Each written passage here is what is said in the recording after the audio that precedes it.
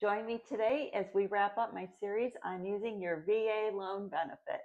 Hi, I'm Cheryl, and welcome to Sold by Cheryl. I'm a local real estate agent here in the Central Florida area, and we are almost to the finish line, so let's wrap it up. What a journey it's been. You've gone through inspections and appraisals and everything else. But before we dive into the actual closing process, I kind of want to backtrack a little bit because you have one more option that is available to you. So all along in this series, I've always referenced that you were pre-qualified for 275, but you only wanted to spend 250,000. The reason why I kept referencing that is this. Let's say the seller does not want to come down in price at all, and you really need those closing costs.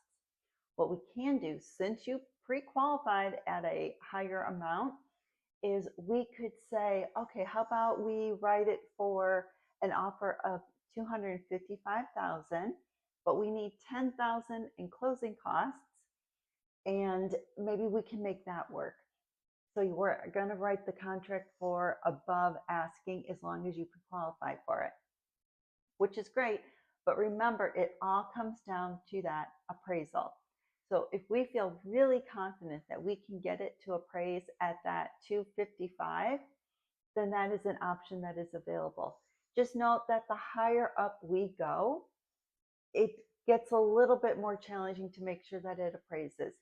So plan A is always the best one, where save up as much as you can for closing costs so that we have something to really work with.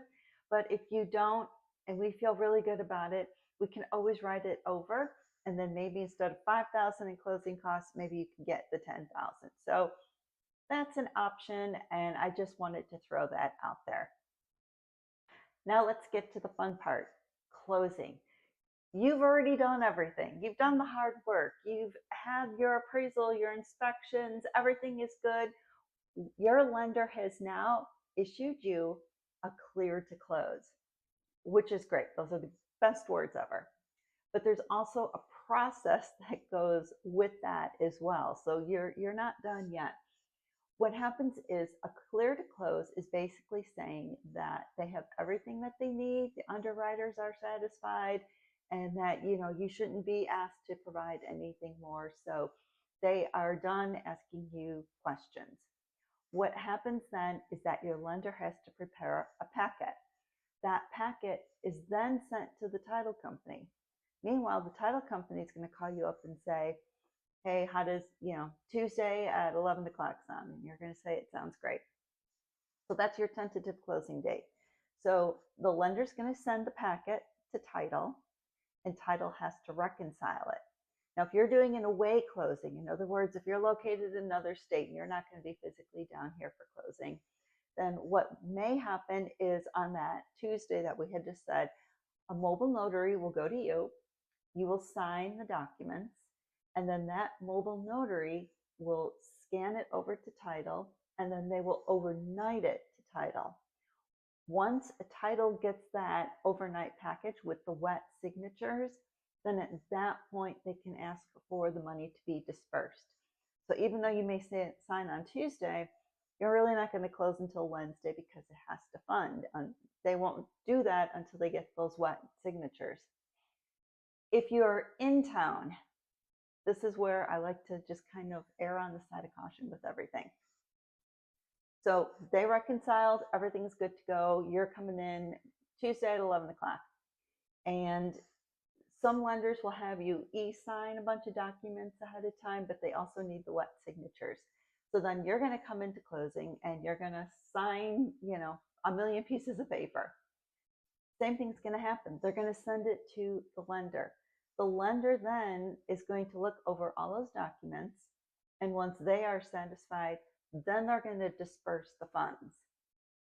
It's still not your house yet, though, because what happens is that the lender, they send it out and it has to go through the Fed. So the Fed's going to make sure that the money's good and it's legit and everything else. And then once it hits title, then title will say, okay, seller gets this money and this is going to get paid off. Then you get the keys to close. So what I tell my people is this: don't schedule movers until the next day. And the reason is this is because sometimes things happen. Sometimes things happen in closing and we have to redo a document, or something will be wrong, or if we miss the Fed cutoff time, then that money's not going to hit to the following day.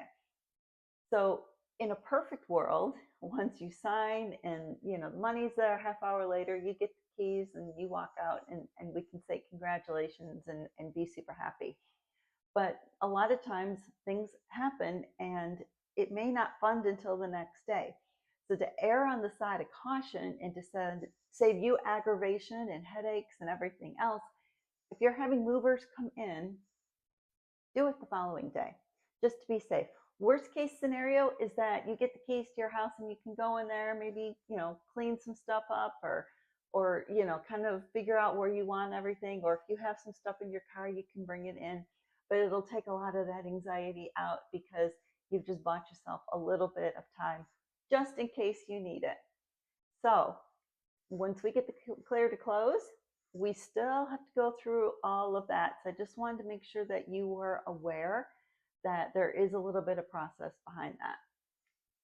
After you get the keys, then we say thank you and congratulations, and we are super happy. And then I'm super excited for you to start the next chapter in your life in your beautiful new home. So you've definitely earned it. It is a lot to get there. So you should feel very proud of yourself once you cross that finish line. I hope you found all these videos helpful. And if so, please hit subscribe and ring the bell.